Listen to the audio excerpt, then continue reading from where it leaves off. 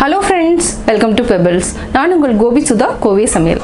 நம்ம இன்னைக்கு செய்ய போகிறது வெண் பொங்கல். நம்ம பச்சரிசி 200 கிராம் எடுத்துக்கலாம். இது வந்து என்னன்னா நம்ம மண்பானையில தான் செய்ய போறோம். இது வந்து என்ன அளவா தான் நம்ம செய்ய போறோம். ஏன்னா ஜாஸ்தி வந்து நம்ம செஞ்சோம்னா வீணாகுங்கிறதுனால அளவா நம்ம செய்றோம். 200 கிராம் அளவுக்கு நம்ம எடுத்துக்கிறோம்.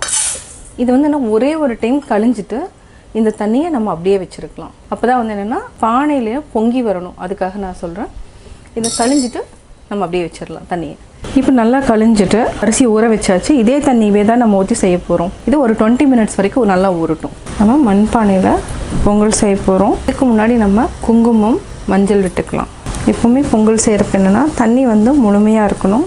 நார்மலாக பார்த்திங்கன்னா மஞ்சள் கொத்து வந்து கட்டுவாங்க. இப்போ வந்து என்னென்னா நம்ம வந்து வீடியோக்காக முன்னாடியே வந்து எடுக்கிறதுனால மஞ்சள் கொத்து கிடைக்கல. அதனால் நம்ம இப்போ வந்து மஞ்சள் கொத்து இல்லாமல் பண்ணுறோம். நீங்கள் பொங்கல் அன்னைக்கு மஞ்சள் கொத்து கட்டி செஞ்சிங்கன்னா இன்னுமே விசேஷம். அதாவது மங்களகரமான வாழ்வு கிடைக்கணுன்ட்டு மஞ்சள் கொத்தோடு செய்வாங்க. இதுக்கு வந்து என்னென்னா நம்ம ஒரு கப் அளவுக்கு அதாவது என்ன பால் வந்து விட்டுக்கலாம். அது காய்ச்சாத பால், பசும்பால் தான் விட்டு செய்கிறோம். நம்ம இதுக்கும் நம்ம பால் விட்டுக்கலாம். தண்ணி வந்து தேவையான அளவு நம்ம அப்படியே ஊற்றிக்கலாம். அது மட்டும் இல்லாமல் ஆல்ரெடி வந்து இந்த அரிசி கழிஞ்ச தண்ணியே இருக்குது. இந்த தண்ணியும் நம்ம விட்டுட்டுனா நல்லா பொங்கி வரும். இதையே நம்ம அப்படியே ஊற்றிக்கலாம். பார்த்திங்கன்னா 3லேயுமே வந்து நிறக்க தண்ணி விட்டுருக்கோம். இப்போ மண்பானையில் பொங்கி வர போகுது. பொங்கலோ பொங்கல், பொங்கலோ பொங்கல், பொங்கலோ பொங்கல். இப்போ பொங்கி வர போகுது, பொங்கி வர போகுது.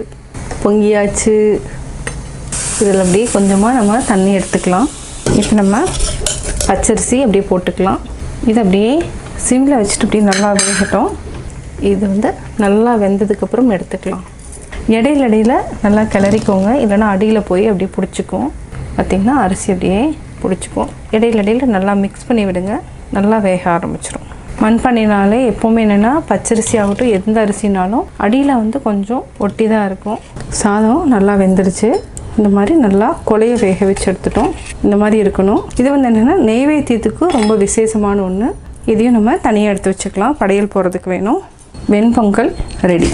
கட்டாயம் உங்களுக்கு இந்த வீடியோ பிடிச்சிருக்கும். இந்த வீடியோ பிடிச்சதுன்னா லைக் பண்ணுங்கள், ஷேர் பண்ணுங்கள், மறக்காமல் சப்ஸ்கிரைப் பண்ணுங்கள். பக்கத்தில் இருக்கிற பெல் ஐக்கானை கிளிக் பண்ணிங்கன்னா நாங்கள் அப்லோட் பண்ணுற வீடியோவை நீங்கள் உடனுக்குடன் தெரிந்து கொள்ளலாம். அனைவருக்கும் இனிய பொங்கல் திருநாள் நல்வாழ்த்துக்கள்.